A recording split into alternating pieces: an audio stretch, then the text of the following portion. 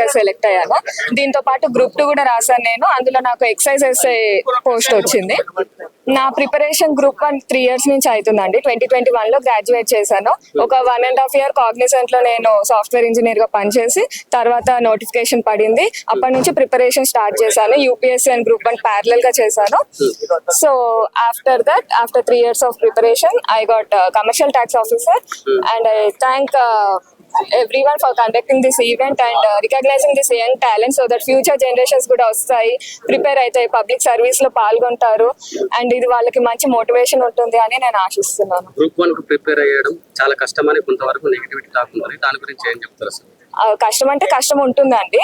Proper syllabus analyse చేసుకొని planning గా చదువుకుంటూ లక్ ఫ్యాక్టర్ కూడా ఉంటుంది.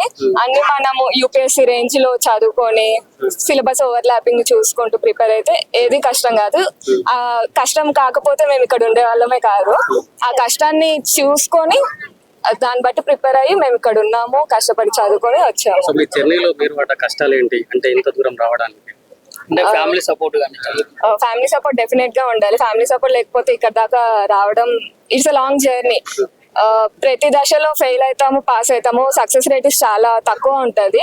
సో ఫ్యామిలీ సపోర్ట్ డెఫినెట్ గా ఉండాలి అండ్ ప్రాపర్ ప్రిపరేషన్ స్ట్రాటజీతో మనం ముందుకు వెళ్తే సాధించవచ్చు. సో ఏం చెప్తారు తెలంగాణ గవర్నమెంట్ కి, రేవంత్ రెడ్డి గారికి? I thank you. రుణపడి ఉంటాము, లైక్ మాకు ఈ ఉద్యోగాలు ఇచ్చినందుకు, మాకు తొందరగా ఛార్జ్ ఇచ్చినందుకు.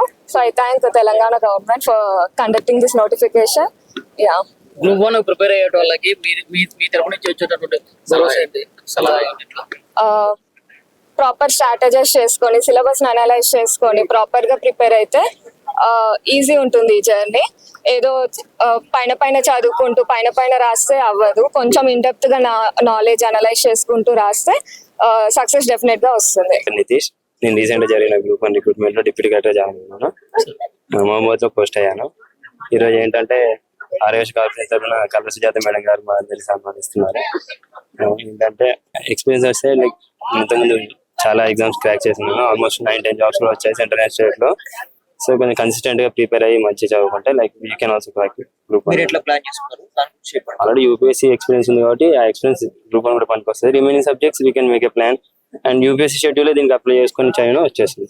చాలా మంది ఉద్యోగం రాకపోతే ఉద్యోగం వస్తే ఉద్యోగంలో మీ లక్ష్యాలు ఏంటి అంటే చాలా మంది మార్క్ కోసం ప్రయత్నం చేస్తారు. ఉద్యోగంలో ఏం చేయబోతున్నారు సార్? మనకు చేతనైనా మంచి చేయడం మెయిన్ లక్ష్యం సార్. ఇంకోటి ఏంటంటే what ever thing we can do, we should do with empathy. Sir చెప్పారు కదా, అక్కడ సార్ చెప్పిన ఎంపతితో చేయాలి. మన పరిధిలోనే ఖచ్చితంగా సాయం చేయాలి.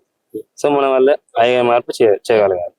అంటే అప్కమింగ్ ప్రిపేర్ అయ్యే వాళ్ళే కానీ సివిల్స్ కానీ సలహాలు సూచనలు సార్, ఫస్ట్ మనం సిలబస్ చూడాలి, తర్వాత ప్రిపరేషన్ ప్లాన్ స్ట్రాటజీ, దానికోసం మనం ప్రీవియస్ ఇయర్ క్వశ్చన్స్, ఇంతకుముందు దీని లాంటి సిమిలర్ ఎగ్జామ్స్ ఉన్న క్వశ్చన్స్ చూడడము, ఇంకోటి రెగ్యులర్ గా ప్రాక్టీస్ చేయడము, కంటిన్యూస్ గా ఫీడ్బ్యాక్ తీసుకోవడం, ఒక గైడ్ ఆర్ మెంటర్ పెట్టుకోవడం కావాలంటే.